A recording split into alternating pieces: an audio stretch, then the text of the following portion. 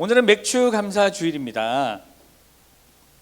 제가 이 절기 설교를 이제 1년에 한 번씩은 하니까 이제 넘어갈까 하다가 제가 절기 설교를 안 하면 혹시나 우리 성도들의 이 신앙생활에서 이 절기가 약화될까 싶어서 생각을 좀 고쳐 먹었습니다. 그래서 오늘은 맥주 감사 주일입니다. 맥주 감사 주일은 지난 반년 동안 보호하시고 지켜주신 하나님의 은혜에 감사를 드리는 절기죠. 그런 날입니다. 그러니까 오늘은 감사하는 마음으로 예배로 나와야 되는 게 맞죠. 자, 그런데 그것만 있는 게 아니고 이 맥주 감사 주일은 그것뿐만 아니라 이제 남은 하반기도 하나님께 맡기겠습니다 라고 하는 이 약속하는 예배가 맥주 감사 주일입니다. 그러면 이제 어떤 분들은 이렇게 대답하실 수도 있어요. 아니, 감사할 일이 있어야 감사하죠. 아니, 감사할 일이 있으면 제가 당연히 감사 안 하겠습니까? 없으니까 안 하죠. 여러분, 왜 이런 말이 나올까요? 왜 이런 생각을 할까요? 우리가 하는 감사는 대부분 어디에 초점이 맞춰져 있나요? 결과에 맞춰져 있어요. 그러니까 결과가 있으면, 그러니까 내가 원하는 결과가 내 손에 주어지면 감사를 하고, 내가 원하는 결과가 주어지지 않으면 감사도 사라지는 거예요. 그러니까 이 결과와 열매에만 초점이 맞춰져 있으니까, 아니 돌아보니 나는 아직 결과가 없는데, 예를 들어서 시험을 준비하는 수험생이라고 쳐보면, 아니 합격이라고 하는 그 결과가 아직 내 손에 없는데 내가 어떻게 감사를 하겠습니까? 이렇게 되는 거예요. 그러면 소방공무원을 준비하는 사람은 시험이 내년 봄에 있어요. 그럼 이 사람은 내년 봄까지 감사가 없나요? 그렇게 되는 거잖아요. 결과에 초점이 맞춰지면 그 결과의 유무에 따라서 감사가 왔다 갔다 하게 됩니다. 그런데 이제 감사할 일이 있을 때 감사하는 거, 여러분 사실 제가 생각해 보면 감사할 게 있을 때 감사하는 게 뭐가 어렵겠습니까? 물론 그마저도 못하는 사람들도 있지요. 근데 우리 수준은 그 정도 수준의 사람이면 안 되잖아요. 그렇다면 감사할 일이 없을 때에도 감사를 할 수 있어야 된다라는 게 됩니다. 그러면 여러분, 자, 또 숙제가 남죠. 그러면 내가 기도했던 그 기도의 응답이 보이지 않을 때, 요때 우리는 어떻게 해야 될까요? 내가 원하는 결과가 찾아오지 않을 때, 요때는 우리가 어떻게 해야 될까요? 자, 여기서부터 예수님을 믿는 사람과 믿지 않는 사람의 차이가 드러나기 시작하는 게 요 지점입니다. 그러니까 감사할 수 있는 상황에 감사하는 거는 누구나 다 할 수 있는 일이에요. 근데 감사를 할 수 없는 상황에서 어떻게 할 것이냐, 여기에서부터 이제 믿지 않는 사람과 믿는 사람의 차이가 이제 극명하게 드러납니다. 오늘 본문은 이스라엘 백성들이 40년 동안 광야 생활을 마치고 드디어 이제 가나안 땅에 들어갔죠. 그 들어간 이후에 처음으로 그 땅에서 농사를 짓게 돼요. 농사를 짓게 돼서 이제 그 첫 열매를 거두는 장면에서 이야기가 시작이 됩니다. 오늘 본문 이전까지 이스라엘 백성들은 광야를 떠돌았어요. 사막에서 무슨 농사를 지을 수 있었겠습니까? 언제 이동할지 모르는데요. 그러니까 이 사람들은 그동안의 인생이 그냥 농사 지을 수 없고 오로지 그냥 하나님이 주시는 은혜로만 살았었어요. 하나님이 매일 만나와 메추라기를 주셔서 먹게 했습니다. 그런데 40년이 지난 후에 이제 약속의 땅에 들어왔어요. 그냥 들어온 것도 아니죠. 전쟁을 치르고 들어왔어요. 들어와서는 이제 처음으로 내가 이사하지 않아도 되는 거처가 생긴 거예요. 여러분, 이게 얼마나, 우리가 그냥 사니까 모르죠. 사실 내 거처가 정해진다는 게 우리에게 엄청난 안정감을 줍니다. 엄청난 안정감을 줘요. 그러니까 지금 이스라엘 백성들이 그 안정감을 40년 만에 처음으로 느끼고 있어요. 지금 그 땅에서 나 이제 이사하지 않아도 돼 라고 하는. 그리고 그곳에서 이제 40년 동안 왜냐하면 광야에서 태어난 사람들만 들어왔잖아요. 거의 다. 그러니까 이 사람 여호수아하고 갈렙 빼고는, 그러니까 이 사람들은 농사를 지어본 적이 없어요. 어쨌든 자기들이 하나님이 주신 지혜로 농사라는 거를 이제 지었어요. 처음으로 땅이 생겼고 처음으로 농사를 지었고, 그리고 그 노력의 끝에 뭐가 생겼어요? 열매가 생겼어요. 혹시 집에서 화분 같은 거 키워보신 분들 키워봤어요? 뭐 키워봤어요? 방울토마토 열렸어요? 안 열렸어요. 왜 안 열리는 것 같아요? 몰라요. 그냥 죽었네. 그냥 그리고 그럼 난 하나 더 살아야지. 이러고 끝났어요. 저도 잘 못 키워요, 식물을. 저는 그냥 죽더라고요, 애들이 어떻게 해도. 네. 그래서 저희 집에는 이렇게 빈 화분들이 있어요. 이제 옛날에 누군가 사셨던 화분들, 네. 다 돌아가셨어요. 근데 이제 이 사람들도 여러분 농사라는 걸 해본 적이 없다가 자기들이 열심히 노력을 했어요. 노력했겠죠. 열심히 뭐 이렇게 실패도 해보고 성공도 해보고 하면서 열매가 열린 거예요. 여러분, 이 열매가 얼마나 귀하겠습니까? 얼마나 귀하겠어요. 너무 귀하죠. 자, 그런데 그 첫 열매를 거둔 이스라엘 백성들에게 하나님께서 이렇게 얘기를 하시는 거예요. 오늘 본문의 2절과 4절 거기에 보면요, 중간에 잘 찾아보세요. 제가 읽어볼게요. 그냥 중요한 부분만. 그것을 가져다가, 여기 그게 뭐예요? 그 토지의 모든 소산의 맛물을 거둔 후에 그 모든 것을 다 가져다가 광주리에다가 담고, 그리고 4절 끝에 보니까 그것을 어디다 갖다 놓으라 그래요? 예, 하나님 여호와의 제단에 갖다 놓으라 그래요. 무슨 말이에요? 다 이런 거 있죠. 그러니까 노력 안 하고 있던 어떤 누군가가 내가 이제 뭔가 됐다 하니까 됐어? 갖고 와. 어떻게 보면 이런 거잖아요. 하나님이 이스라엘 백성들이 열심히 만든 그 열매를 딱 수확하는 그때에 그거 다 광주리에 담아서 이리 가져와라 라고 하시는 거예요. 여러분이라면 이 명령을 듣고 어떤 생각이 드셨을까요? 쉽게 얘기해 볼까요? 지난 한 달간 우리 직장 다니는 사람 많잖아요. 지난 한 달간 열심히 일을 했어요. 근데 하나님께서 그러는 거예요. 우리 멀리서 일하는 우리 송재호 형제, 우리 권태준 형제, 멀리서 일하잖아요. 김포에서 일하고 홍성에서 일하고. 그래서 열심히 월급을 말에 받아요? 초에 받아요? 2번 받아요? 도움이 안 되네요. 말에 받아요? 초에 받아요?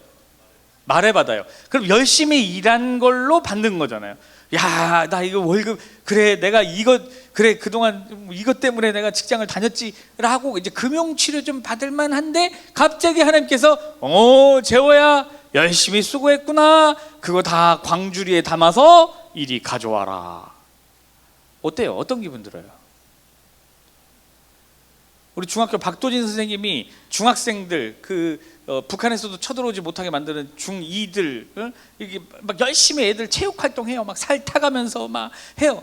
열심히 해서 갖고 왔다. 하나님이 애썼어 이리 가져와라. 어떤 기분이 들어요?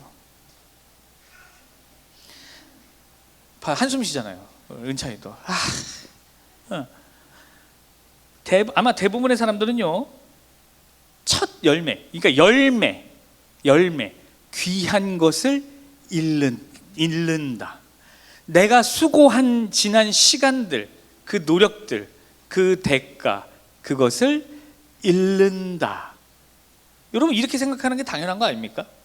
다 이렇게 생각하죠. 그러면 이렇게 물어봅시다. 하나님이 여러분들이 수고한 그 한 달 동안 열심히 수고했던 그거를 뺏어가는 데 목적이 있을까요? 우리 신준용 열심히 애썼네. 현대자동차 요즘 뉴스도 많이 나오던데 그거 다 가져와. 그럼 이걸 뺏는 데 하나님의 목적이 있을까요? 어떻게 생각하세요? 아니죠. 하나님의 의도는 열매에 있지 않습니다. 여러분, 이 말이 이해가 되세요? 하나님이 열매를 가져와라라고 했을 때 우리의 눈은 어디에 꽂혀요?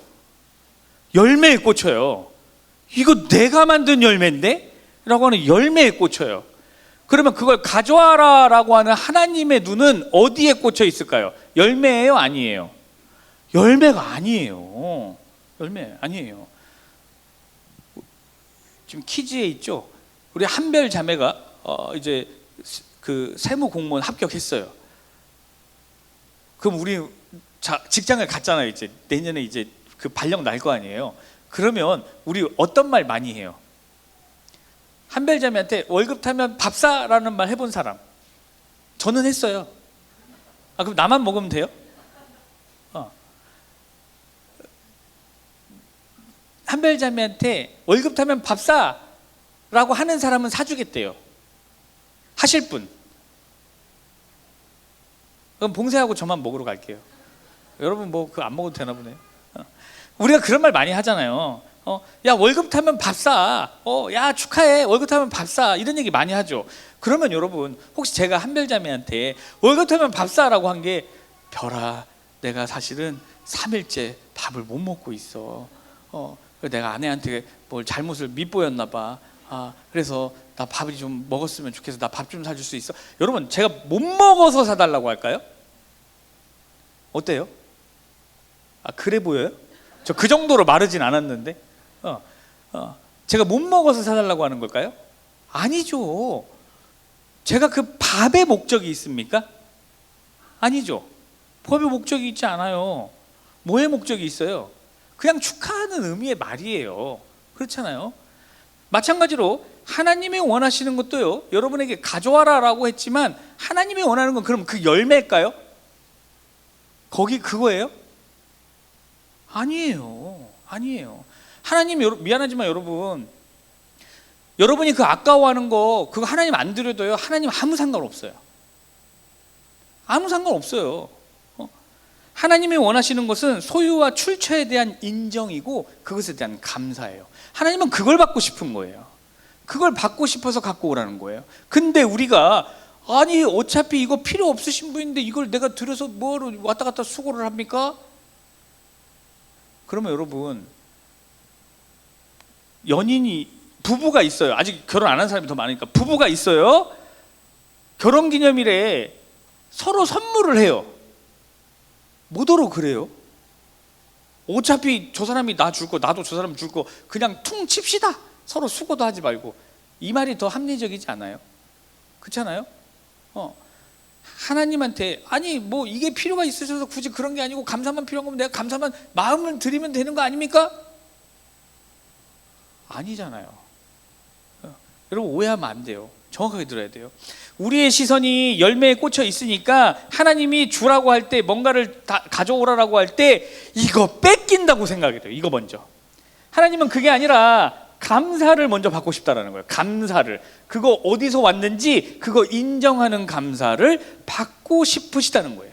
그러면서 오늘 본문을 통해서 하나님께서 뭘 얘기하시냐? 믿는 사람의 감사의 특징 3가지를 말씀하고 계세요. 조금 전에 아까 시작할 때 얘기했죠.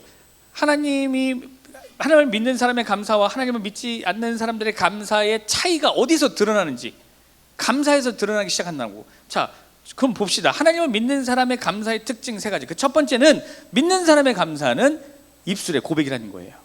오늘 본문의 3절을 봅시다. 3절에 보니까요 이런 표현이 있어요. 그때의 제사장에게 나아가 그에게 이르기를 내가 오늘 당신의 하나님 여호와께 뭐 했어요? 뭐 했어요? 아뢰나이다. 아뢰나이다가 무슨 말이에요? 뭐 한 거예요? 동사로 따지면 뭐 한 액션이에요? 말한 거예요. 말한 거. 3절에서 가장 중요한 동사, 저 3절을 통틀어서 여기서 가장 중요한 동사는 아뢰나이다예요. 아뢰나이다. 말했다라는 거예요. 하나님은 입을 열어서 감사하라라고 말하고 계세요. 여러분, 하나님은 성경에서 감사한 마음을 가져라라고 하지 않으세요. 하나님은 입을 열어서 감사하라라고 얘기해요. 왜 그럴까요? 왜? 왜냐하면 우리가 입을 열어서 내 소리로 말하는 순간 내 믿음이 분명해지고 내 마음도 방향이 분명해지기 때문이에요. 자, 예를 들어봅시다. 여러분, 만난 지 얼마 안 된 커플이 빨리 헤어질까요? 만난 지 몇 년 된 커플이 더 잘 헤어질까요? 어때요? 저는 제가 주변에서 봤을 때 오래된 커플이 더 잘 헤어지더라고요. 왜 그럴까요?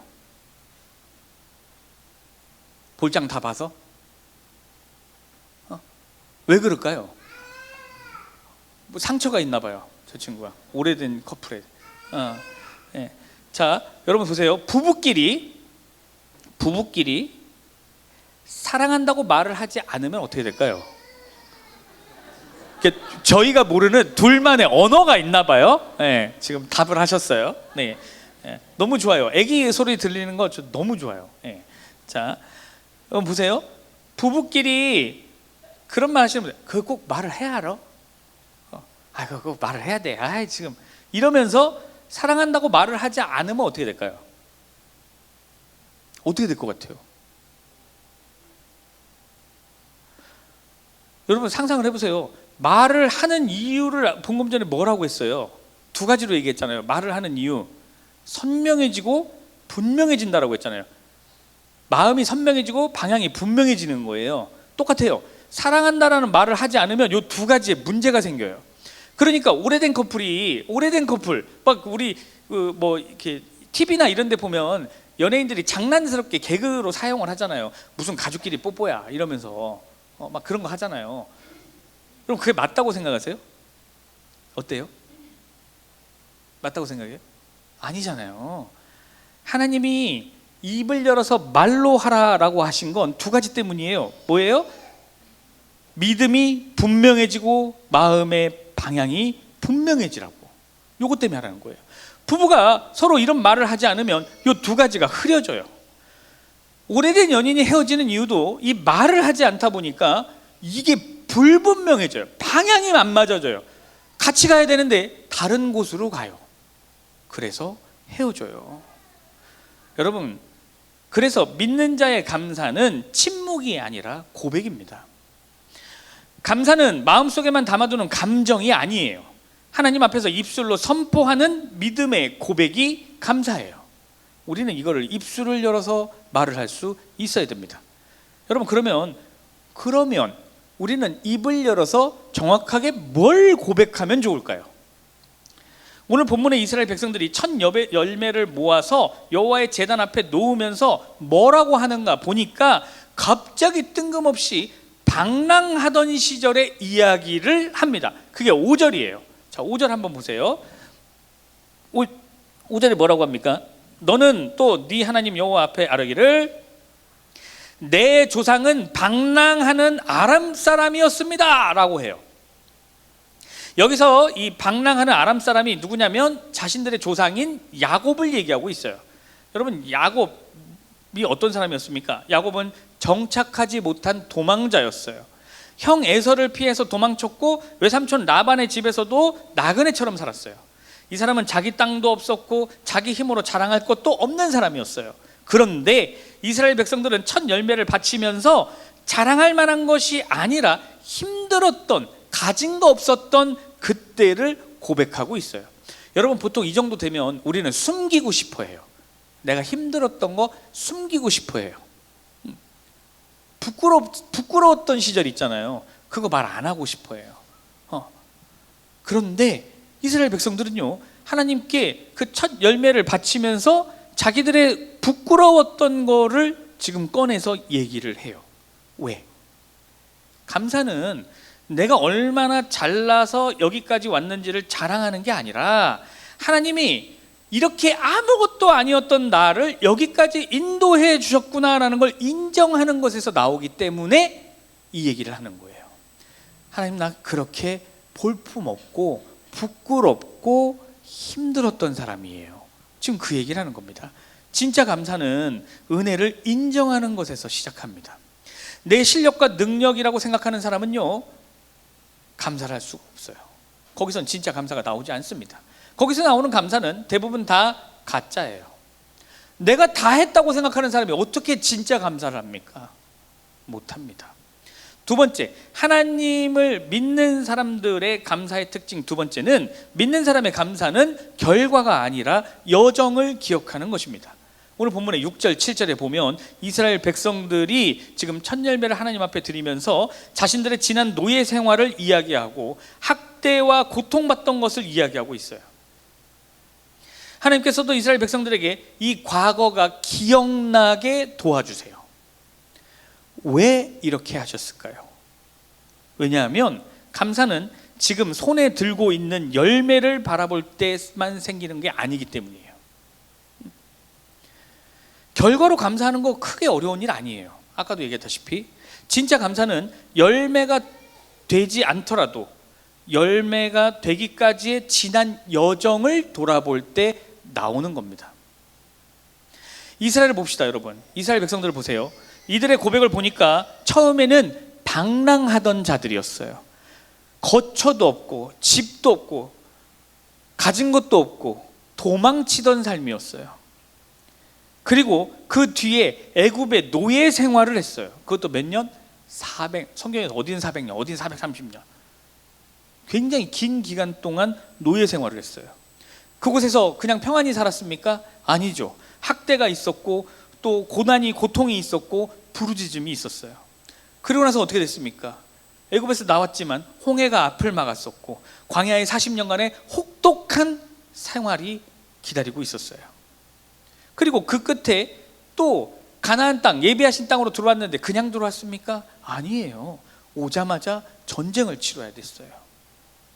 그리고 드디어 그 끝에 오늘 첫 열매를 수확했습니다. 이스라엘 백성들에게 하나님이 이 지난 여정이 생각나게 하신 이유는 뭐냐면 이 열매가 없었다 하더라도 어디를 보라는 거예요? 지난 여정을 보라는 거예요. 돌아보니 은혜 아닌 것이 없어요. 이 모든 여정이 그 자체로 하나님의 이야기였어요. 돌아보니 감사가 저절로 나옵니다. 여러분, 우리는 어떻습니까?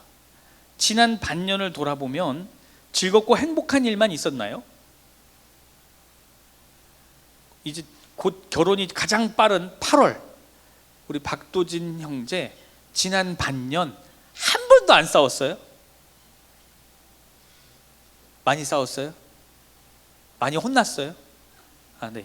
그렇죠. 어떻게 계속 즐거운 일만 있습니까? 힘든 일도 있었고 눈물 흘렸던 날도 있었고 답답했던 시간들도 분명히 있었을 거예요.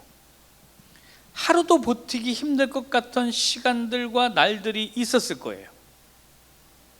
중요한 건 그럼에도 오늘 우리는 지금 예배의 자리에 있다라는 거예요.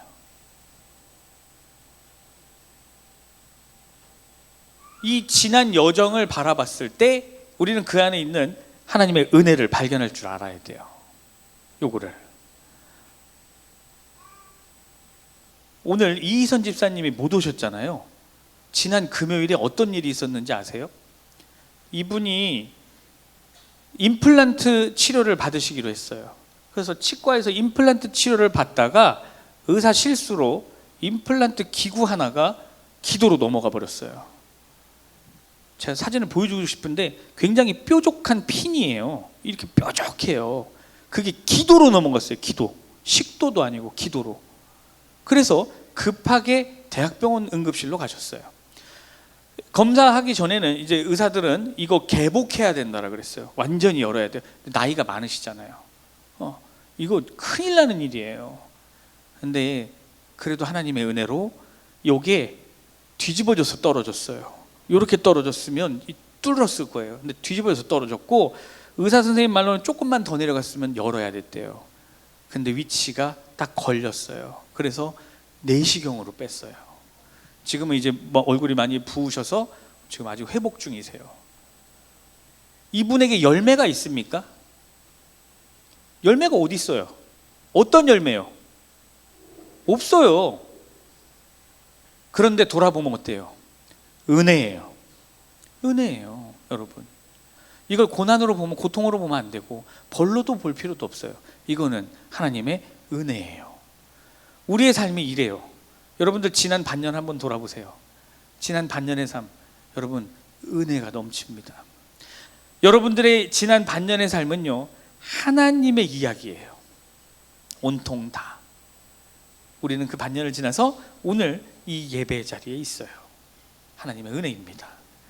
우리의 지나온 아픈 시간들, 그 여정을 보면 하나님이 보여요. 서로의 삶을 보세요. 서로의 삶을. 우리 연흥민 형제의 지난 반년, 김영희 형제의 지난 반년을 서로 들여다보면 그 안에서 각자 서로에게서 하나님이 보여요. 그래서 신명기는 계속해서 이렇게 말합니다. 기억해라. 기억해라. 믿는 사람의 감사는 기억하는 감사입니다. 하나님이 나를 어떻게 만나셨는지, 어떻게 붙드셨는지, 그리고 어떻게 여기까지 인도하셨는지를 기억하는 거예요. 이게 믿는 사람의 감사의 특징입니다.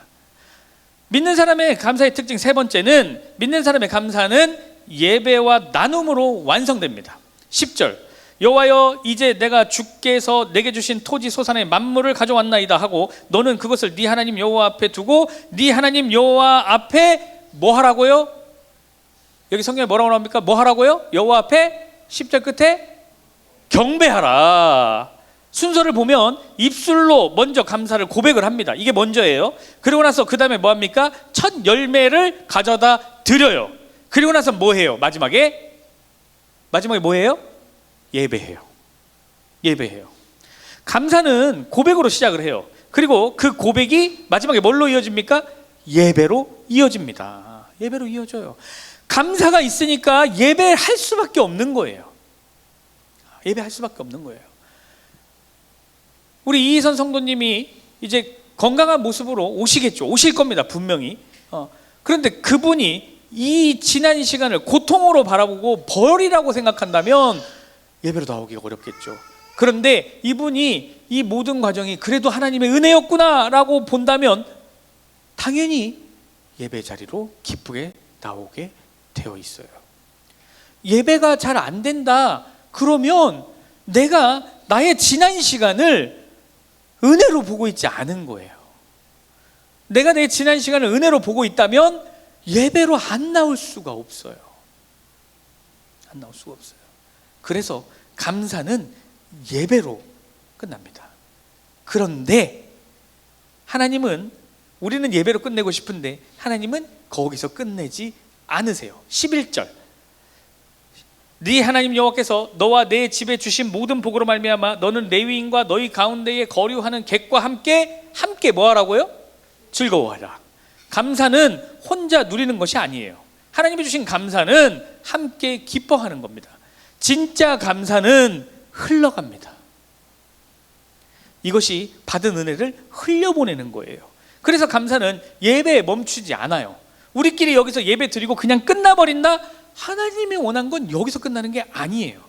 하나님이 원한 건 뭐냐? 이 감사하는 마음을 가지고 예배로 오고 하나님한테 드릴 걸 드리고 예배를 드리고 그 다음에 뭐 하는 거예요? 멈추지 않고 사랑으로 흘러가게 되는 거. 요게 하나님이 원하는 감사의 완성의 모습이에요. 여러분, 오늘은 맥주 감사 주일이에요. 우리는 각자 어떤 감사를 가지고 이 자리에 왔습니까? 지난 반년을 여러분 한번 눈 감고 생각해 보세요. 한번 잠깐만 생각해 보세요. 혹시 은혜가 발견되십니까? 지난 여러분의 6개월의 삶 속에서 하나님이 함께 했구나라고 하는 하나님이 보이십니까? 혹시 결과만 찾고 있진 않나요? 그래서 결과가 눈에 보이지 않아서 선뜻 감사를 못하고 있진 않습니까? 그리스도인은 결과가 있을 때만 감사하지 않습니다. 그리스도인은 지나온 여정 속에서 하나님을 발견하고 감사하는 사람들입니다. 우리는 그런 사람들입니다. 그렇기에 오늘 맥주 감사 주일을 맞아 이렇게 고백해야 됩니다. 하나님께서 은혜로 여기까지 인도하셨고 살게 하셨습니다. 그리고 그 하나님이 내가 남은 반년도 살게 하실 겁니다. 이렇게 고백함으로써 하나님께 진실한 감사를 드리는 저와 여러분 되길 주님의 이름으로 축원합니다.